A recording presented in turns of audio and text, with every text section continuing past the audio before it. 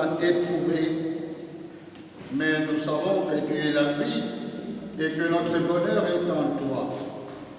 Nous voulons te redire et nous redire à nous-mêmes que ton Fils Jésus nous a tout racheté, nous a tous rachetés dans sa mort et sa résurrection.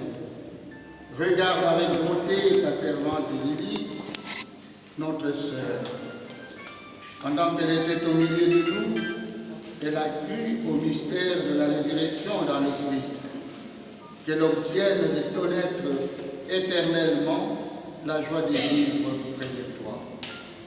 Par Jésus-Christ, ton Fils, notre Seigneur et notre Dieu, aujourd'hui et pour les siècles des siècles.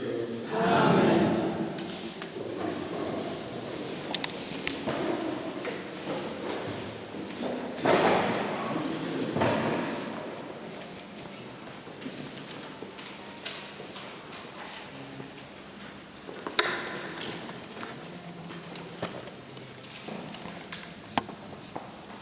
Lecture de la lettre de Saint Paul apôtre aux Colossiens. Frères, vous êtes ressuscités avec le Christ. Recherchez donc les réalités d'en haut. C'est là que le Christ, assis à la droite de Dieu, tendez vers les réalités d'en haut et non pas vers celles de la terre. En effet, vous êtes morts avec le Christ et votre vie reste cachée avec lui en Dieu.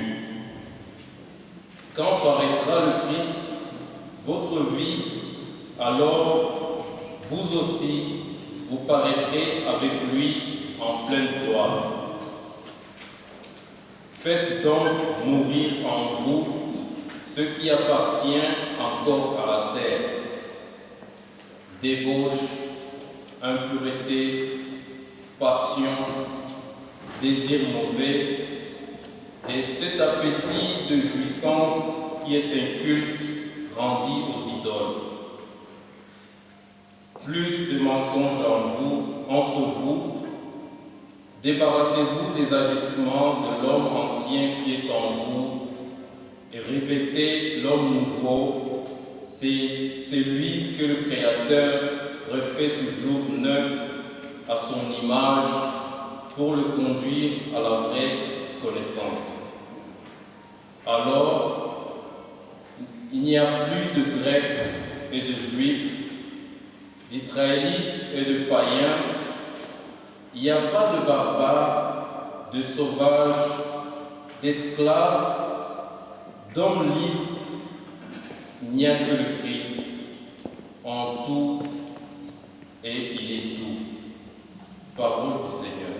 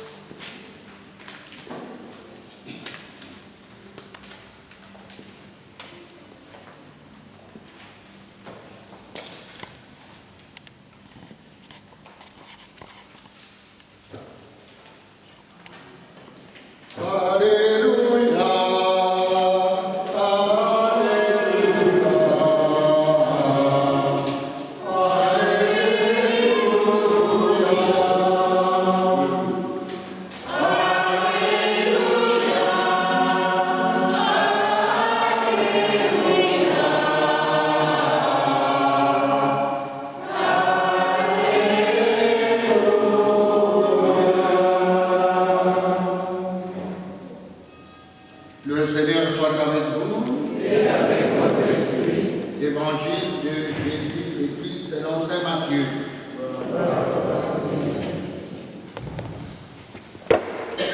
Jésus parlait à ses disciples de sa venue. Quand le Fils de l'homme viendra dans sa gloire et tous les anges avec lui, alors il siégera sur son trône de gloire. Toutes les nations seront rassemblées devant lui. Il séparera les hommes les uns des autres, comme le berger sépare les brebis des chèvres. Il placera les brebis à sa droite et les chèvres à sa gauche. Alors le roi dira à ceux qui seront à sa droite, « Venez les bénis de mon Père, recevez en héritage le royaume préparé pour vous depuis la création du monde. Car j'avais faim et vous m'avez donné à manger. J'avais soif et vous m'avez donné à boire.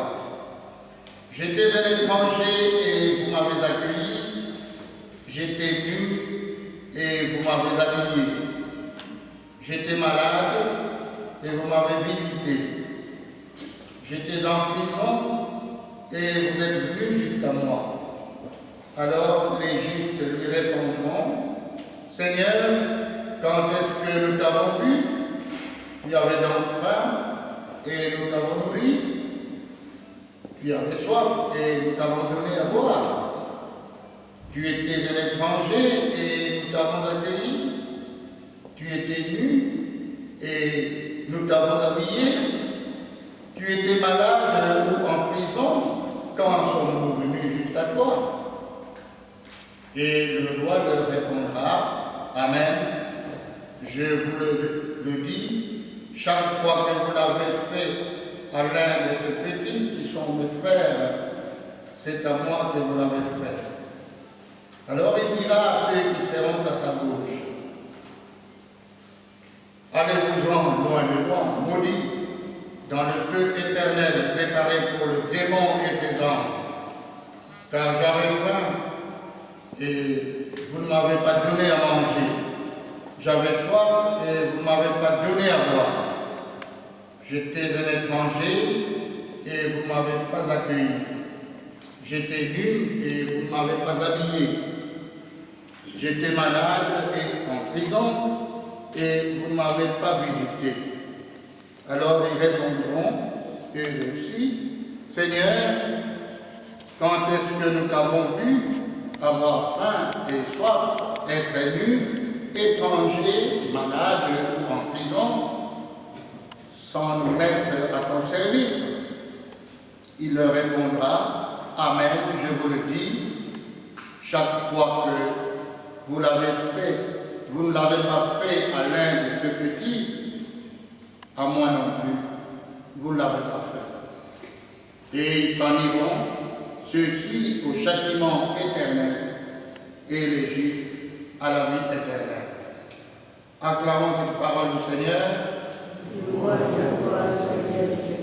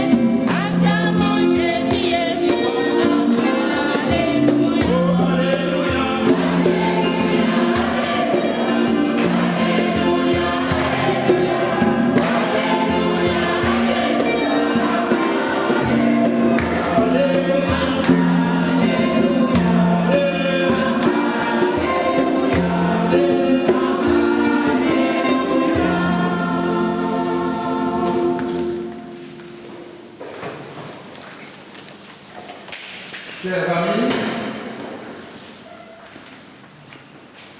dans la vie d'un homme, ou d'une femme, dans la vie d'un jeune homme ou d'une jeune fille,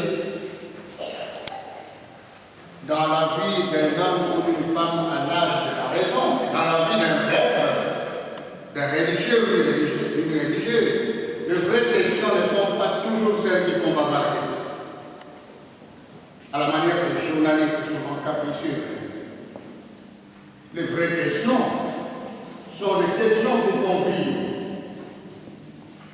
Les vraies questions sont celles-là. Questions qui relèvent de la vie qui vient de Dieu. De la vie que nous donnons les uns et aux autres. Si vous savez que l'amour est une question vitale, il faut y aller à fond. Parce que votre vie passe par là. Si vous savez que Dieu est une question vitale, allez-y à fond. Si vous croyez que la foi n'est pas une question arrangée au rayon des idéothèques, il faut y aller parce qu'il en va de notre propre vie. Et la foi en Dieu, pour les chrétiens, ce n'est pas toujours cette spéculation-là, propre aux philosophes, aux propres théologiens qui chantent. La foi, c'est la qualité de la relation que nous avons avec Dieu, mais aussi avec les autres. C'est dans la relation entre nous, dans les relations entre parents et enfants, entre amis, qu'on négocie les questions religieuses, qu'on négocie la question de la foi.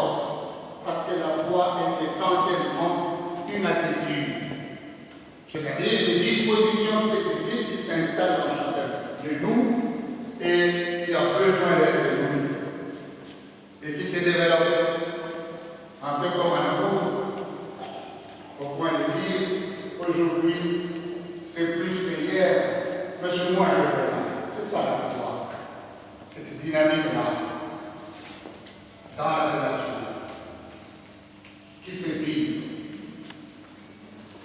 Vous avez entendu la première lecture de Saint Paul aux Colossiens. Ceux qui sont morts et ressuscités dans le Christ, de par leur foi, ne doivent pas vivre n'importe comment. Il y a quelque chose de trop humain qu'on doit enterrer. Saint Paul parle précisément de l'homme ancien qu'il faut abandonner pour revêtir l'homme nouveau qu'on devient par le baptême, par l'adhésion de foi en Jésus-Christ. Et ce qui appartient à la chair, vous l'avez bien entendu, les désirs, les passions et tout ce qui nous caractérise tous comme humains et qui nous éloigne de la rencontre et de la vie avec Dieu. Ceux qui sont croyants en Dieu par Jésus-Christ vivent les réalités d'en haut. Et les réalités d'en haut, c'est la justice, l'amour, la miséricorde. Mais comment est-ce que tout cela se traduit dans la vie de tous les jours? L'Évangile nous dit qu'au soir de notre vie, nous ne serons pas évalués par le nombre de diplômes que nous aurons accumulés en Belgique ou au Congo. Nous ne serons pas évalués car il y aura une évaluation qualitative de ce qu'aura été notre vie sur terre, en face de Dieu, comme on dit à Kinshasa, Farafa. Et là, devant ce roi qui a envoyé Jésus-Christ sur terre, il y aura de la place pour ceux qui seront à droite, mais aussi de la place pour ceux qui seront à gauche. Alors, où seras-tu?